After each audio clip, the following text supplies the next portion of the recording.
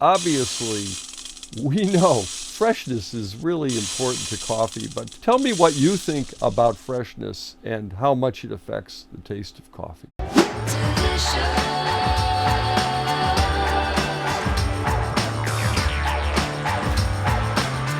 If we set aside green coffee, which does tend to fade in different ways over long periods of time, depending on how it's stored. So if we just disregard that, the freshness issue starts at the point, of course, when the coffee is roasted. Because as soon as it's roasted, we get all of these wonderful VOCs, volatile organic compounds, wafting off the bean, and along with a whole lot of carbon dioxide. I think scientists, I've seen figures of over 1,000 of different VOCs have been identified coming off the coffee. Of course, we all have a negative view of VOC or a negative connotation over VOCs because VOCs pollute the atmosphere and are difficult. I mean, when we have nail polish remover and it stinks up the bathroom, that's all VOCs. So I think of the coffee VOCs as good VOCs. As soon or almost as soon as we've roasted the coffee, we want to get those VOCs going into the cup and being brewed so we can drink and enjoy them and smell them coming off of the cup as soon as we can. And so that's the whole challenge of freshness, is to do that. There is the issue, of course, that coffee can be a little too fresh. It hasn't quieted down. The VOCs maybe aren't the right balance of delicious VOCs that we want right after the coffee's roasted. For consumers, that's no problem. It might be a problem for home roasters. For consumers, the coffee never gets to us until at least 3, 4, 5 days, even at the best. So this has plenty of time to quiet down. I have a friend on social media, and he's always shooting off his mouth about how coffee is, to him, should be roasted the same day you drink it. Is there such a thing as too fresh coffee? For espresso, it's too fresh, of course, because the degassing, the carbon dioxide that just pours out of the coffee as soon as it's ground. At least espresso people who should know tell me that imbalances and makes it difficult to pull a really good shot. You get more crema, but the shot is difficult. I think difficult for consistency mostly. I did tests when I was doing my book on home coffee roasting, just my own personal tests. And I think that there's a kind of a balance and completeness that settles into a coffee after a couple of days. In other words, I think it'd be exciting to taste it right after you've roasted it. A lot of people think there's a sort of a mysterious thing that happens with really freshly roasted coffee. And I can't speak to that because I'm not a mystic about coffee. I just really love it.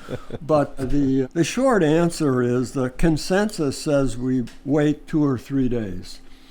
Now, Italians, of course, for espresso, they like to wait sometimes a month. With Italian roasters, for example, they let the coffee degass under a blanket of nitrogen. So oxygen, because where I was going to go before you ask an interesting question was that oxygen is the enemy of these VOCs. So if we have bad VOCs because of the nail polish remover, we want oxygen to break them down. Right. But with the coffee, we don't want them broken down by the oxygen. So the CO2 that is part of the degassing process, along with the VOCs, that is protective, a blanket. In other words, the oxygen can't get in because the CO2 is coming out. For example, freezing coffee, the carbon dioxide and the VOCs pretty much stay in the bean. They very slowly dispel. The measuring the CO2 is a way of confirming freshness. This is how one of the ways scientists have tried to measure freshness and the pace of staling or fading. I know a roaster in the United States. He said, I'm old school. I leave my coffee out overnight before I package it so that it will somewhat degas. They all do. You have to. If you're grinding coffee and packaging it ground, it has to degas a significant amount of time. Otherwise, it swells the package and pops it. Right. The whole bean has to be degassed a bit, short time. Yeah. I used to work as a consultant with companies, and we would try to degas the coffee under a blanket of nitrogen, because the nitrogen is heavier than the atmosphere. It sits on top of the coffee, and it protects it from oxygen while the coffee's putting out carbon dioxide. With commercial companies that are very responsible, they manage to do the degassing without too much loss of volatiles. The trick, of course, is to protect the coffee from losing volatiles and lose as little of the volatile components as possible. And we all know that. And so the one way, of course, is to buy coffee that's been freshly roasted. This was the original solution in specialty coffee, of course. With Mr. Pete of the Pete's Coffee, he would roast the coffee and put it in bins and at his small roaster, but by the time it was used up, he'd roast more. And when I first wrote my book about specialty coffee, there were a lot of roasters scattered around the U.S. who did it that way. But now it's very difficult. I was just in Pete's Coffee, the local outlet, this morning, and they had all freshly roasted coffee in bags. They were selling their holiday blends and specials in bags. But normally, we have to rely on bags to protect the coffee. I'm talking whole bean, of course. I think I hope everybody who's viewing this understands that you want to grind the coffee immediately before you brew it, because as soon as you grind the coffee, all the good VOCs start to volatilize, disappear. If that's understood, then the question is how to protect the freshness of the whole bean coffee. And the way it's normally done, of course, is through bags. What we often on the show talk about is the difference in how the bags protect the coffee. All of the bags have a valve in the bags.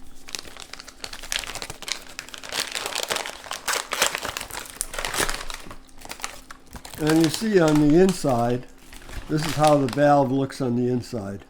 I think we're all used to finding these on our coffee bags.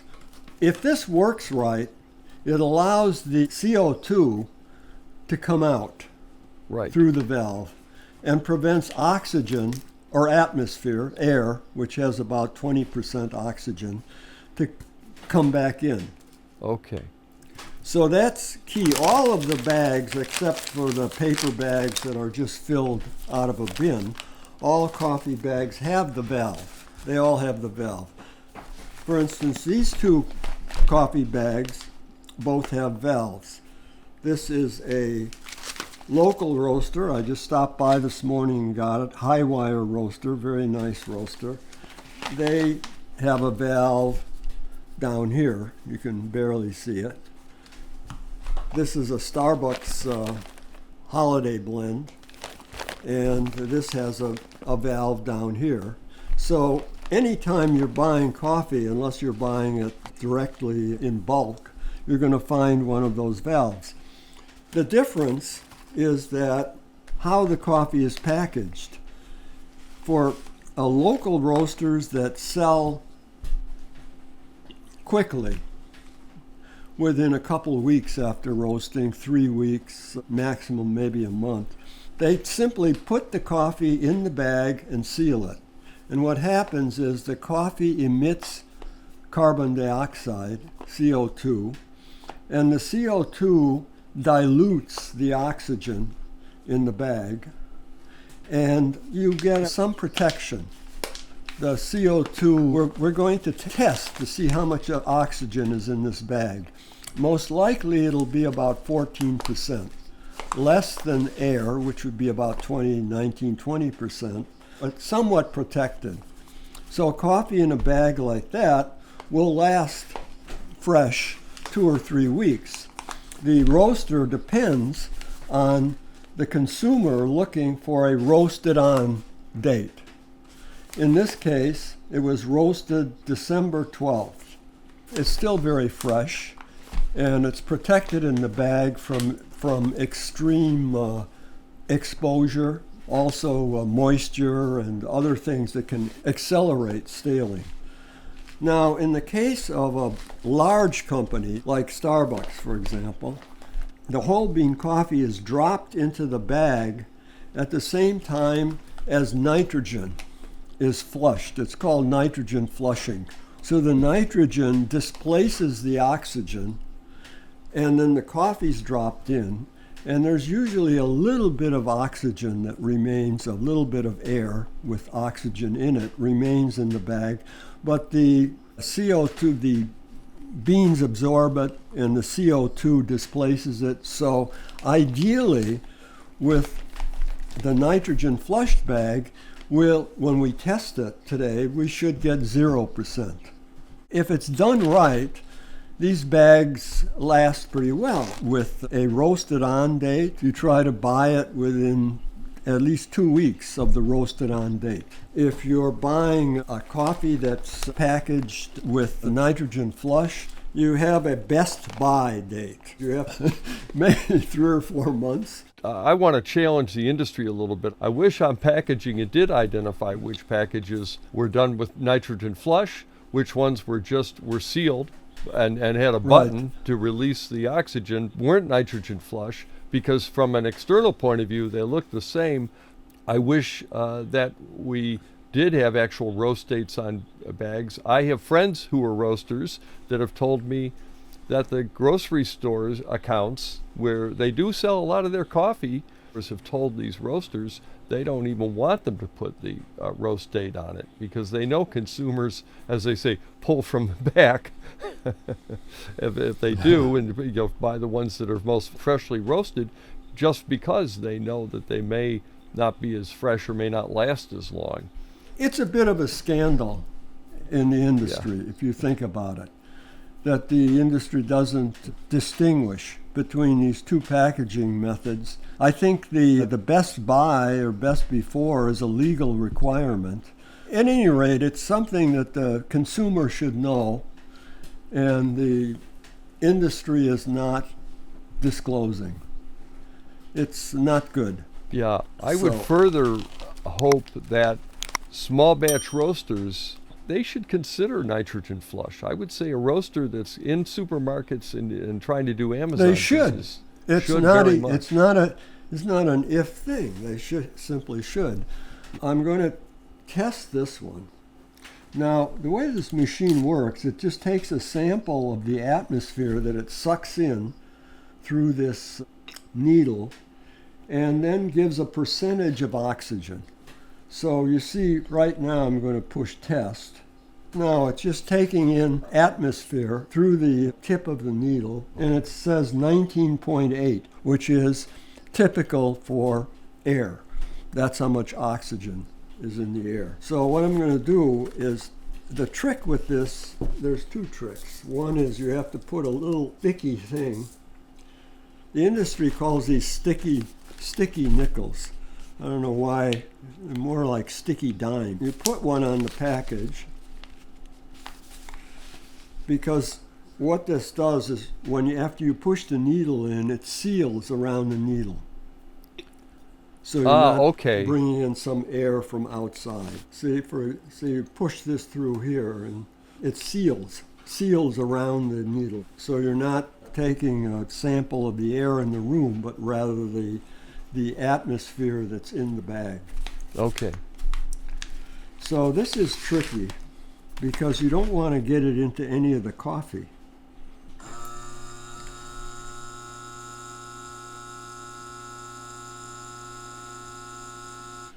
Not good.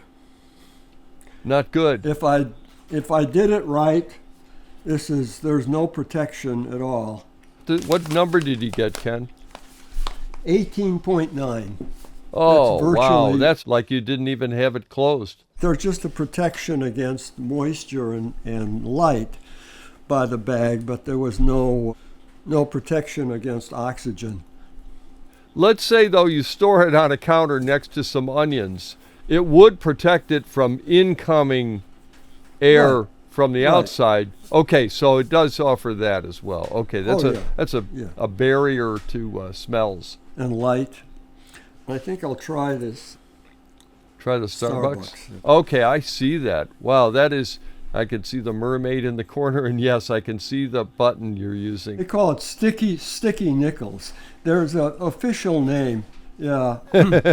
I like the name Sticky Nickels. I want to walk in and act like a real know-it-all at my local roaster. Okay. So again, the trick is not to get any of the coffee, which is difficult. Oh, I see. You're right. You don't want to poke it in and get the coffee. Right. You just want to get air. Right. Atmosphere, as we say, in the bag. You want to take in the atmosphere. Yes. No. 0. I don't know if you can see This is 0. This is perfect. This is what, 0%. Right? You can't do better than 0. Right. Now, for all of our cynical remarks about Starbucks, I know.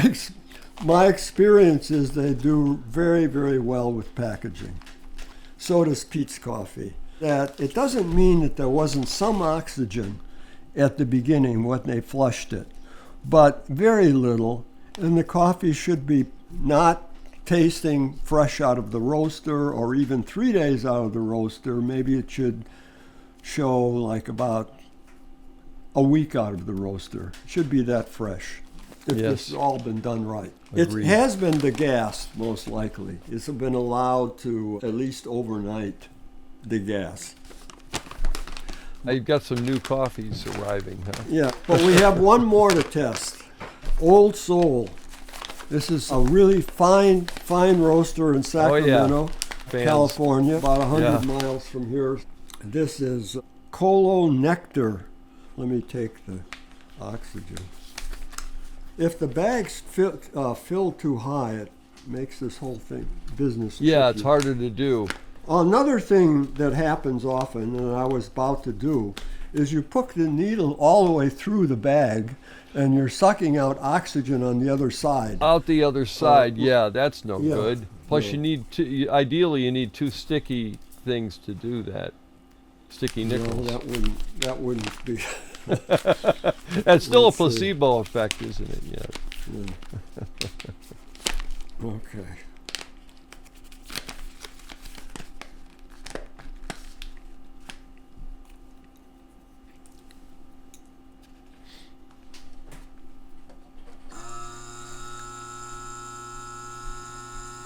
I may have messed up the whole needle insertion here. Let's see what it says. We like the sound of that machine, by the way. No, this is typical, right? 6.1. Oh, that's pretty good. The fact that it's undoubtedly hot packed, as we say, in other words, Does that mean right from the roaster? Yeah. Well, it's usually just cool enough to not. Yeah, but not right, not still warm. And look on the bottom here. This is typical. Can you get a picture of that? 1021. Yeah, 1021. That's pretty good. That's a couple of months. Almost 2 months old. Yeah, 1021. But the point is, this was probably sent to us a month or two ago. Jason just found it in the lab. So I think the main thing for consumers and for coffee, I shouldn't say consumers, we're really talking about coffee lovers, coffee aficionados, coffee enthusiasts. Yeah, our audience. For those, yes, for those, this isn't a good example of how the best by date appears on a elite roasting company's bags. Is it fair to say it's well packaged, although not nitrogen flushed? Right, well packaged. Right. So the 6% means that there's some staling going on, but at least in our experience, which is not systematic, just impressionistic over tasting a lot of coffees, but anecdotal. In my experience is that something like under 10%, you have considerable protection for a short period of time. I wouldn't want to drink it 6 months out or a year out, but in a month or two, not bad. It's difficult, of course, to make these judgments because you don't have the original coffee to test it against. In a general impressionistic sense, I mean, I go rummaging around the lab here looking for something to take home to drink. And to the degree that that's a test, I have tasted some pretty good coffees that are 2 or 3 months out that were not nitrogen flushed. And I think that in a lot of those cases, probably had a fairly low oxygen in the bag. At any rate, the other thing to keep in mind is that we impressionistically have concluded that very high quality coffee, high quality green coffee, lightly roasted, because the darker the roast, viewers, the faster the VOCs leave the bean. The building. And it's a dramatic difference between. Isn't that interesting? Wouldn't you say that's counter what many people would intuit? That the darker roast gets staler faster. I'll tell you why I find that so interesting. Because in some of the histories that I've read, like in the Old West in the U.S. in the 1800s, there's a theory that some coffees were roasted darker, thinking that they would help preserve the freshness. To me, it's not counterintuitive. It's intuitive because you can see in the old Pete's roast, you'd see the oils on the surface of the bean. Yeah. So obviously, it's more available to oxygen and to oxidization. In the Old West, coffee was as black as midnight and twice as mean. Beans traveled dusty trails for weeks. By the time they hit the pan, they needed a little cover-up. Roasting them dark wasn't about flavor. It was survival. Burn out the bad. Call it bold. A century later, Alfred Pete gave the dark roast dignity. Deep, rich, and mysterious. But science had bad news. Dark roasts age faster. Oils on the surface mean flavor fades quicker. So yeah, dark roast ain't fresher longer, but it still kicks like a mule. At any rate, I mean, it's been well proven, the darker the roast, the faster the fading, or at least as it's measured, the faster the CO2, which is a measure of the VOCs, of the good volatiles, the faster it leaves. Yeah. So, yeah, it's been tested repeatedly. Lighter roasts stale slower and darker roasts faster. The other thing is that we're convinced, purely with our experiential and anecdotal evidence, that the higher quality the coffee, the better it lasts on a sensory level. The more resistant it is to fading or staling. And Jason had one study that indicated that Kenya coffees had the highest rate of antioxidants. Perhaps this is an indication of resistance to oxidation. That sounds sort of kind of folkloric to me, frankly, but At any rate, I've certainly found it to be true anecdotally. Simply Yeah. because it's the Ken David's freshness test, which is if he rummages in his lab and finds a bag that's 2 months old, takes it home and brews it, and it's pretty damn good. Whereas if he bought a normal coffee in a supermarket, he's quite sure that in a couple of weeks it will be tasteless and dead. Where do you stand on freezing coffee? Oh, freezing is tremendously effective. Yeah, we think Yeah. so too. Kevin, Yes, sir. I have the information. Good. Great. Yeah. This is a Specialty Coffee Association study. Yeah. And coffee stored for 70 days, freezer temperature, typical freezer temperature, releases the same amount of gas, that's an indication of staling, as freshly roasted coffee stored at room temperature for 2 days. Wow. In other words, 70 days in the freezer is equivalent to 2 days at room temperature. Wow, In terms of that's- loss of... Wow. That's So that- significant. That's powerful. So their conclusion says coffee stored at 0 degrees is there. Yeah.